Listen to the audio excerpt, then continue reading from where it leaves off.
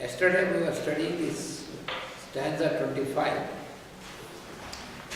In de Bhagavad Gita hebben we gisteren 25 stanza bestudeerd.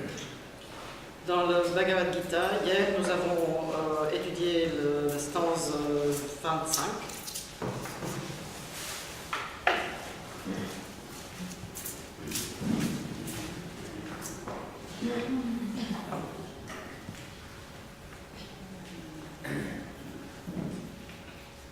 So this was explaining about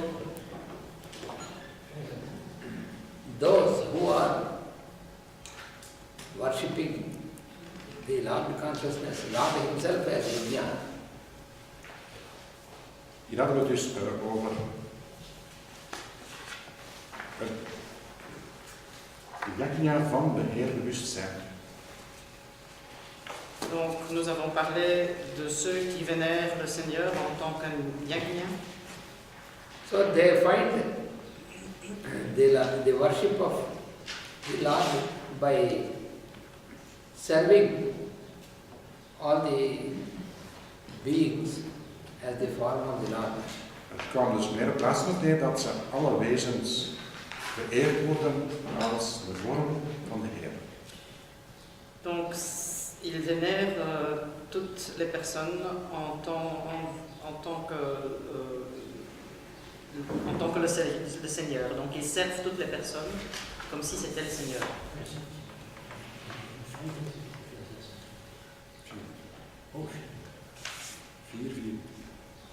Yesterday I mentioned this stanza, just 24. 4:24. Chapter Oh ja, 4. ja, ja, dat zijn 18 boeken. Ja. 24. The fourth chapter. Ik moest dat vragen.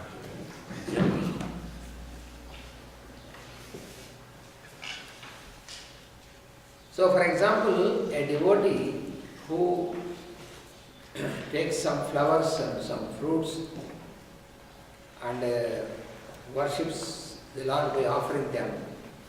Dus een toegewijde die wat vruchten en wat bloemen neemt om deze aan de Heer te wijden. Donc, une personne qui est dévouée au Seigneur et qui lui prend des fleurs et des fruits. And while doing this, if he remembers that these flowers and fruits are not attained by him, but they were all bestowed upon him by the Lord himself. En als je zich dan herinnert dat deze vruchten en deze bloemen niet door hem verkregen werden, maar door de Heer aan hem verleend werden. Et si en même temps il se rappelle que ces fleurs et ces fruits ne sont pas obtenus par lui-même, mais que c'est le Seigneur qui les lui a obtenus. So therefore he remembers that he is able to offer these things to the Lord because the Lord made them available. En hij herinnert zich dat het mogelijk is om deze dingen aan de Heer te offeren, omdat de Heer deze beschikbaar heeft gesteld. Et s'il se souvient que c'est possible seulement de les offrir parce que le Seigneur les a mis à sa disposition. So therefore, the worship of the Lord, what he does is yajna, because he remembers this, that at every step he remembers the Lord who is the giver. En deze manier van offeren is yajna, want elke stap dat hij doet, herinnert hij zich de Heer. Et ça, c'est une façon donc de pratiquer le yajna parce que chaque pas qu'il entreprend, il se souvient du Seigneur. And then next stanza, in this stanza also, the Lord explains about another group of persons who are also doing the yajna. En in de volgende stanza heeft het eveneens over een andere groep van mensen die yajna uitvoeren. Et dans un autre verset, il parle effectivement aussi d'un autre groupe de personnes qui pratiquent les yajnas. Srotradi indriyani anye samyama vishjuhvati. Sabdadi vishyānasya indriya vishjuhvati. So that is what that means there are some other practitioners who are using the five, because we are using the five senses but they are using their five senses, and through that they are able to gain mastery over their mind, and that they are transforming into yajna. Het gaat dus over de mensen die dus hun vijf zinnen hebben en gebruiken door hen te offeren en hun geest te gebruiken om deze te offeren aan de Heer. Donc il s'agit d'un groupe de personnes qui utilisent leur esprit et leur sens pour les offrir au Seigneur. So for example, we have, as we have studied in the earlier class also, we have so many objects before our senses. En we hebben zoveel objecten voor onze zinnen. Et nous avons tellement d'objets pour nos sens. And as we have studied in the study of Vairagya, that we have to practice how our senses can be freed from the influence of the objects. En we hebben in Vairagya dus geleerd dat onze zinnen vrij kunnen worden van de objecten. Et nous avons donc vu dans le chapitre à propos du Vairagya comment on peut libérer notre esprit de l'influence des sens. So these group of persons, they are using the same objects for this purpose. The objects which are considered to be influencing the senses and mind, they are using the same objects to get out of this influence. En deze personen zijn degenen die dezelfde objecten die hun winden gebruiken om hen vrij te maken door ze te offeren. Et donc ce sont des personnes qui utilisent ces mêmes objets qui les influencent au départ pour se libérer justement des objets. For example, his sense of sight is attracted by colors. Bijvoorbeeld het zintuig van zien wordt aangetrokken door kleuren. Si par exemple le sens de voir est attiré par les couleurs, So that means his sense of sight is under the influence of the object which is having color. Dat betekent dat het zintuig van zien onder de invloed is van objecten die kleuren. ça veut donc dire que le sens de voir est sous l'influence des objets qui ont une couleur. So how can he use the same substance to get out of its influence? Hoe kan hij nu hetzelfde stof of onderwerp gebruiken om er buiten zijn invloed te geraken? Donc comment va-t-il donc utiliser justement ces objets-là pour s'en libérer? So he made a wonderful painting of the Lord with these colors, and then his mind, he has focused his mind towards the Lord consciousness through these colors, the same colors. En hij heeft een prachtig kleurenpalet gebruikt om een schilderij te maken van de Heer. En hij heeft dus dezelfde kleuren die hem bekoren heeft gebruikt om aan de Heer te offeren. Et donc il a fait une peinture avec des couleurs stupéfiantes, mais c'est une peinture du Seigneur et donc il a utilisé les couleurs pour vénérer le Seigneur, donc en offrant les couleurs au Seigneur. That is what is called self-control. Dat is wat we zelfcontrole noemen. C'est ce qui est appelé le contrôle de soi. So for this stanza, you see the translation of Master in Madras scripture. Voor deze stanza kun je de vertaling van Master in de Mandara Scripture zien. Et donc si on va lire la traduction de Master Riquet de ce verset, Some yogis offer their senses to the fire of self-control. Some others offer the objects to the fire of their senses. So it's very simply he has given their Some offer their senses to the fire of self-control. So first in offering their senses to self-control. Dus sommigen offeren hun zinnen voor zelfcontrole, in het vuur van zelfcontrole. Donc certaines personnes utilisent les sens pour obtenir le contrôle de soi. And then some others offer the objects to the fire of their senses. En sommigen offeren de objecten aan het vuur van hun zinnen. Et d'autres offrent ces objets au feu de leur sens. So here, the senses are used because what we have learned is that it is the senses and the mind which are responsible to influence us. But here, you can use the same senses and the objects of senses to get out of the influence. And this is an example for that. En in het eerste geval was het dus de zinnen en de geest die beïnvloeden en onder controle hielden, terwijl hier net dezelfde objecten en zinnen die beïnvloeden, gebruikt worden om vrij te worden van een invloed.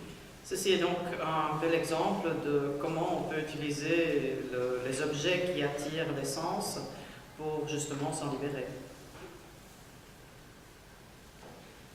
On the next stanza, stanza 27, it says, Sarvani Indriya Karmani, Prana Karmani Chapare, Atma Samyama Yogagnu Juhvati Jnanadipite. So, this is the further explanation of what he explained now. He says that there are two types of deeds. Here karma means work or deed. There are two types of deeds, that's what he says here. Wat hij hier zegt is dat er twee soorten van handelingen zijn. Ce qu'il dit donc dans ce verset, c'est qu'il y a deux types d'actions. One is called Indriya Karma and another is called Prana Karma. Eerste wordt Indriya Karma en de tweede Prana Karma. Le premier est appelé Indriya Karma et le deuxième est appelé Prana Karma.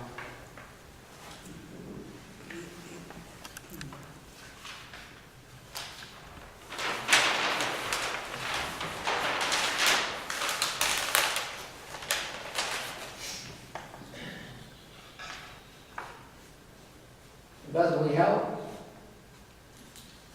Indriyas, that means senses, and we have also Prana. Want we hebben zowel Indriya's of zinnen en eveneens prana. Parce que nous avons aussi bien l'essence que l'énergie, donc le prana.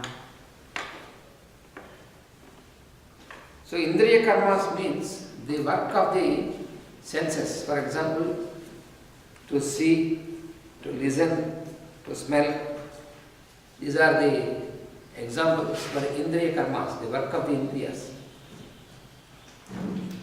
We hebben dus hier de Indriya Karma, dat is dus werken met de zinnen, die allemaal een specifieke functie hebben. De ene is om te ruiken, de andere is om te zien, de andere is om te smaken. Donc quand on parle de Indriya, on parle du travail des sens, c'est-à-dire voir, écouter, sentir. Prana Karma means the action, all the activities of the life force. For example, the respiration, the heartbeat, circulation, and these things. En Prana Karma betekent alle activiteiten die teweeggebracht worden onder de vorm van levenskracht, ademhaling, spijsvertering enzovoort. Et donc quand on parle de prana, on parle de toutes les activités qui sont causées par la force de vie, donc respirer, bouger, tout ça. But among these two types of deeds, the first type, the Indriya Karmas, there is an option. When we want to do it, we will do it. When we don't want to do it, we can stop. En er zijn opties bij de twee soorten van benaderingen. Bij de Indriya Karmas kan men iets doen of iets laten. Et donc quand on parle de Indriya Karma, on a deux options. On peut faire quelque chose parce que c'est notre volonté de le faire, ou on peut ne pas le faire. For example, when I don't want to see, I can close my eyes. If I don't want to taste, I can keep shut without tasting. Dus bijvoorbeeld, als ik niet wil zien, sluit ik mijn ogen. Als ik niet wil smaken, ja, dan sluit ik mijn mond. Si par exemple je ne veux pas voir, je ferme les yeux. Et si par exemple je ne veux pas goûter quelque chose, ben, je ne mange pas. But the prana karmas are not like that, because the working of the heart, beat, and the respiration, all these things, they are not according to our wish and fancies. If I say I don't want my heart should beat, then it will not be there. So those are the karmas which go on without our interference. Maar met prana karma ligt het anders, want je kunt niet zeggen, ja, nu ga ik even op de prana niet meer werken in mijn hart.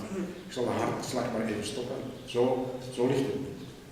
Mais donc les autres, dans le prana, on ne peut pas parler de volonté parce qu'on ne peut pas dire à notre cœur de s'arrêter de battre, ni peut-on arrêter la respiration.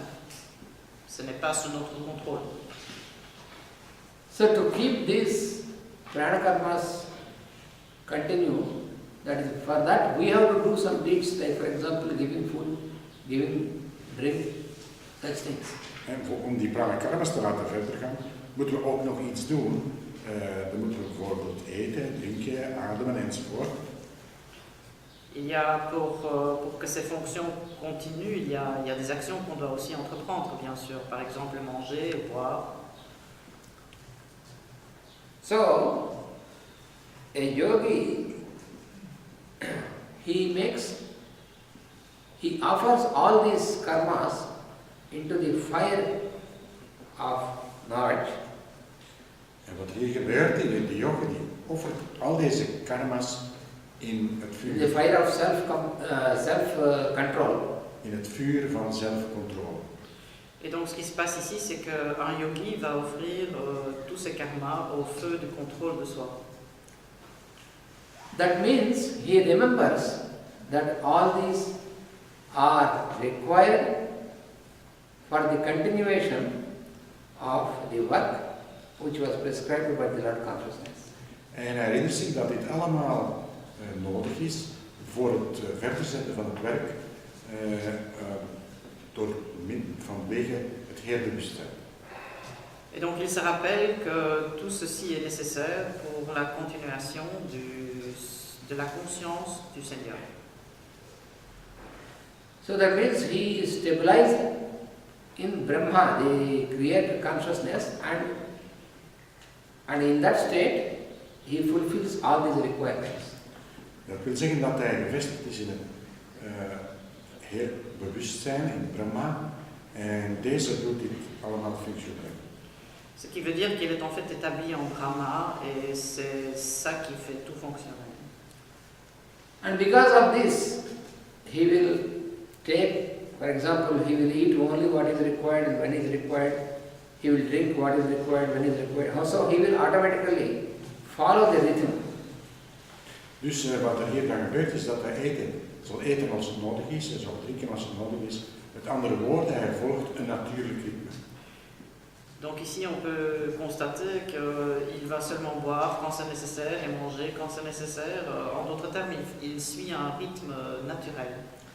And in this manner, he cooperates with the work of the prana, and he utilizes all these things for the welfare of other beings. En dat wil zeggen dat hij samenwerkt met het functioneren van de prana en dit allemaal gebruikt voor het welzijn van alle wezens. Ce qui veut dire qu'en fait, il utilise tout ce qu'il a pour le bien-être des autres personnes et donc il est complètement en sync avec tout ce qui est aux natures. So he is also, in this manner, he is doing yajna.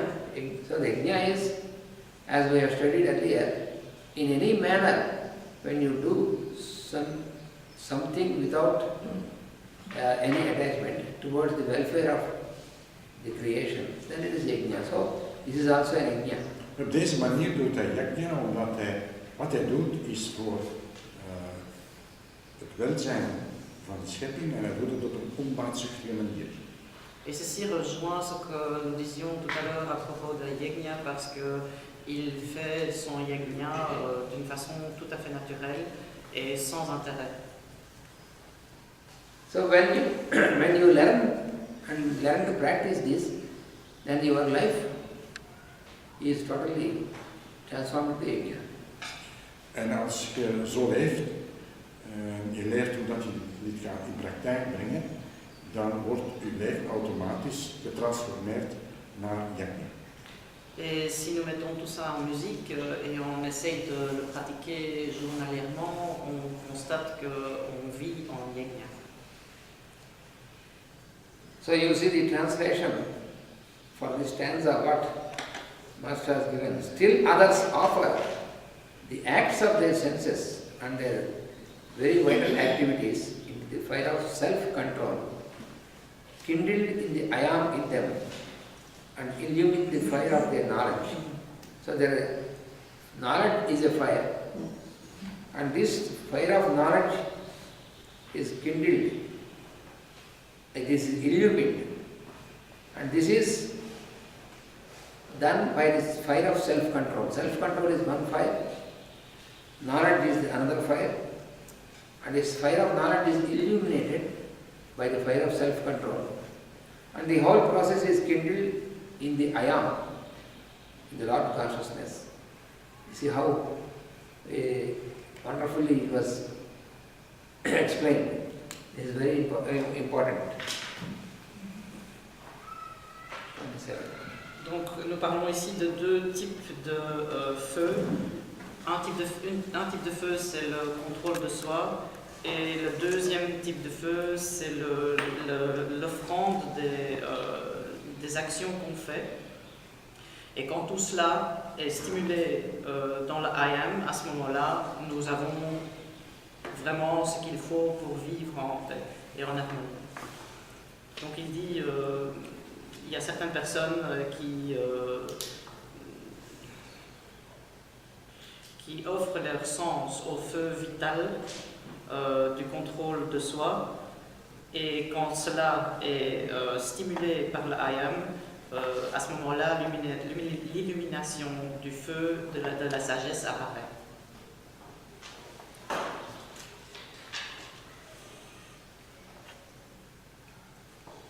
Nog anderen offeren de activiteiten van hun zinnen en hun eigen vitale activiteiten in het vuur van zelfcontrole dat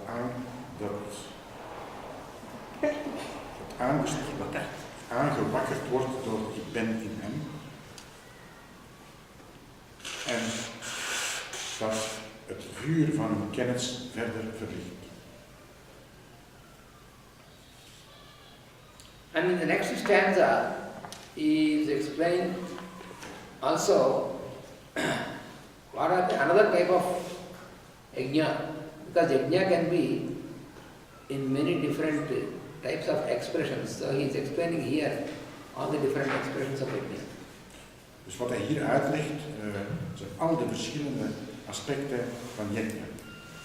Et dans le verset suivant, il va plus en détail sur les différents aspects de yajna. Il y a donc différents types de yajna. Dravya yajnas, tapo yajnas, yoga yajnas, tadha pare, swadhyaya jnana yajnas, chayataya samsita prataha. So this is the 28th stanza. Er zijn 4, 28. No, that's one moment. 28. Yes, 28, correct. It's here. It's 28. So, any deed, when it is to be transformed into yajna, there are many means, that is what he says. Alle daden, als die getransformeerd moeten worden in yajna, er zijn verschillende middelen voor. Et donc, il dit que n'importe quelle action peut être transformée en yajna en utilisant des méthodes différentes, bien sûr. So far he has explained the offering of your senses and this self-control and all. And now he is explaining the dravya yajna. Dravya means the substances. En eerst heeft hij erop de zinnen en de wetten. Maar hier heeft het nu nog over een ander aspect. Het zijn dus dravya yajna, dat zijn dus Dravya means the material. dat zijn materialen, zijn stoffen. Till now he has explained non-material things.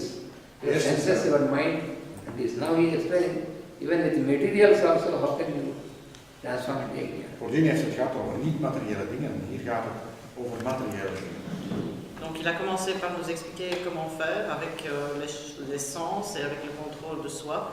Et maintenant il passe à la substance, c'est-à-dire il va expliquer comment on peut faire avec des choses matérielles.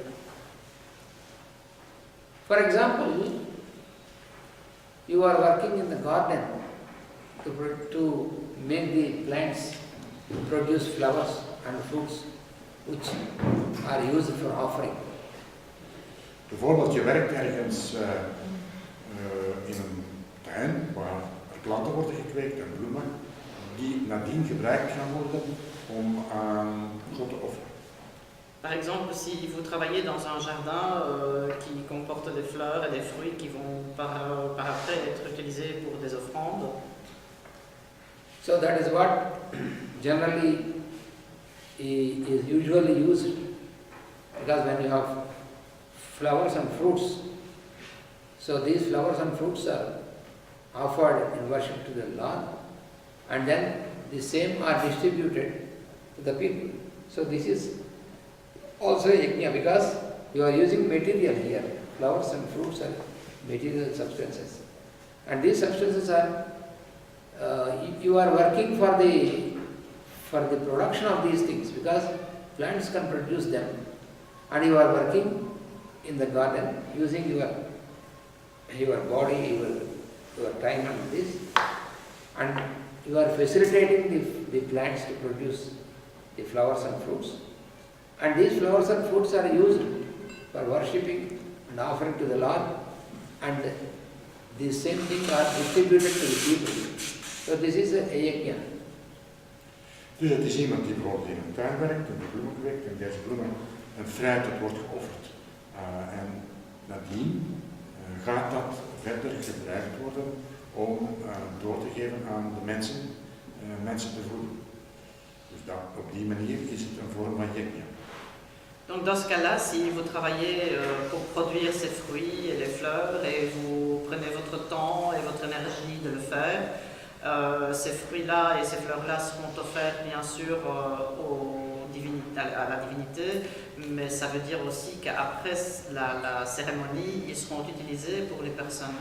Donc dans ce cas-ci, on utilise des choses matérielles comme des fleurs et des fruits qui vont faire la partie de yajna, c'est-à-dire qui vont bénéficier au bien-être des gens. Another type of yajna which is described in this canto is tapo yajna. Nog een ander soort van yajna die in deze stanza beschreven wordt is tapo yajna. Un autre type de yajna qui est décrit dans ces versets, c'est le tapo yajna.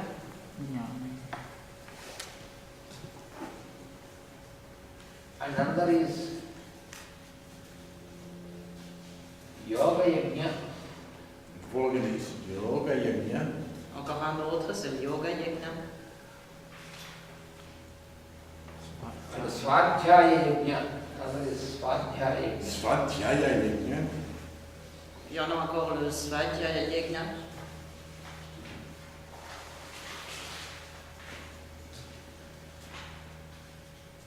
Another is jnana yajna. Nog een andere is jnana yajna. Et un autre est encore le jnana yajna.